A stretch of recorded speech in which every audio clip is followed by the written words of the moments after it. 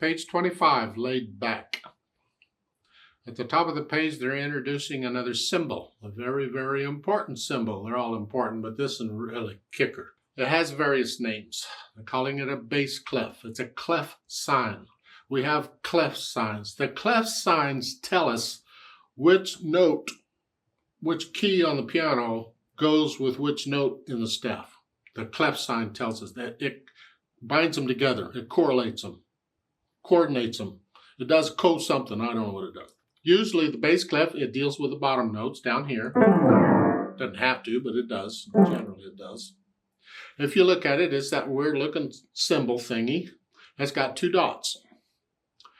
Look at the first line on laid back. You see laid back? Actually, laid back's only one line, so never mind. Look at laid back. And at the beginning, you see the clef sign and the two dots. Now, this clef sign does not move around. It's always there. It's always in that space. You can't move it up or down. It's always there. And the next to the top line is right between the dots. Well, the bass clef is also known as an F clef. Same difference. Some people will call it an F clef. Some people will call it a bass clef. And I'm liable to call it either one. The point is it's pointing out where the note F is on the staff. That's why it's called an F clef. And it is the F right below middle C. So we have middle C here. You go down to an F and that's it. So the line, the next to the top line, the line between the dots is this note, referring to this note. Well, if it tells us where one note is, we can figure out all the rest because they're up and down the alphabet from there. So if that's it, the space right above that is a G and the top line is an A. Yeah, if I go down, the space below it is an E, bottom line is a G. So a bass clef or F clef, the lines on the staff are from a G to the bottom line to an A on the top line. And they're every note. Lines are every other note. 5 of them, 5 lines, 5 notes, and the spaces are in between the 4. So we know where those notes are. So now, I hope you certainly know the names of the keys on the keyboard, because now we got to memorize these notes in the staff. Take a few at a time, because you need to be able to look at a note in the staff and know instantly what it is.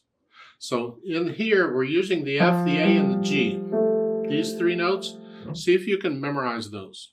The next to the top line, the top space, and the top line. Those 3 notes. Just know instantly what they are. And I use a drill that I call the play it and say it drill, where I forget the rhythm, play the note, just say the name of it. For instance, that, I don't care which finger you use, not important, it's here. Play the note F, next note is a G, next note A, G, F, G, A, G, F. And I will do this drill for a little bit, for a while, for weeks now, until I'm comfortable with what the notes are in the music. It's really important. So I'm challenging you to memorize these 3 notes on the bass clef staff. Bass clef, yeah. There is another clef we'll get to later that has these notes. And it's different than bass clef, so let's get the bass clef down now. What we can do with at least these 3 notes. So I'll go through the process again. Now we have to add the clef sign to the process. We have to always look at the clef sign because it doesn't have to be a bass clef. So I look it over, I see it's a line long with a repeat sign, a line long. It had bass clef, 4/4 time signature. I see half notes and quarter notes, and it's only for the left hand, so the right hand can take a break. So we're here, 4th finger on F.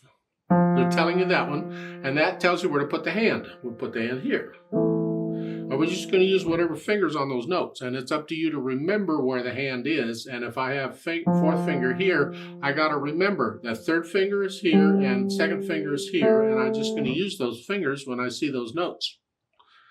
Takes a while, but actually it's easier than it seems. You'll get it. It comes. It says 1, 2, 3, 4. 1, 2, 3, 4. 1, 2. Get the idea? Okay. And then once I have the notes and the rhythm's okay, and then I look at the articulation. And here it says 1 big curved line. Just connect it all. Connect it. Then the dynamics. P is soft, light, real light. Stay relaxed. Just how light? I don't know. Just pick a light and go with it.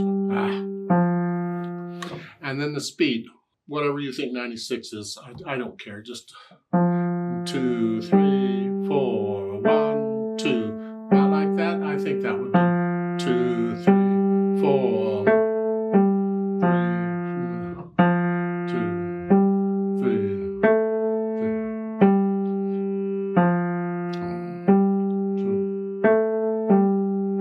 Something like that. I don't care. Now, I don't talk a lot about technique. How do you physically do what you do at the piano?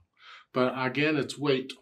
And here I'm just walking on the piano. It's just I have 3 legs. I have 3 fingers, and I'm just here. The weight's on this one. Lower the weight down, and then I transfer the weight over to this one, then over to this one, then down. You know, I'm exaggerating it so you can see it.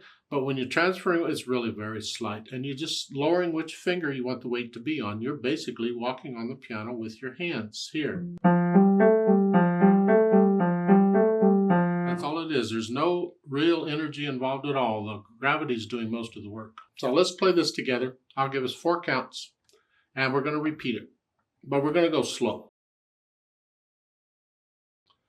1, 2, ready, go. 2, 4, 2, 4, 2, 4. Repeat. 1, 2, 4, 2, 4, 2,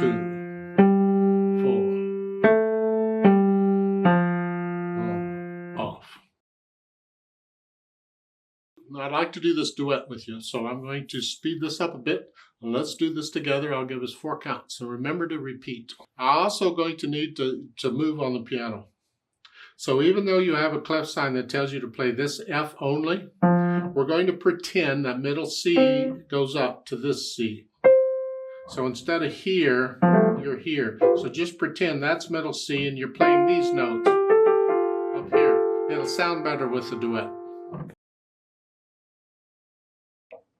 1, 2, ready, go.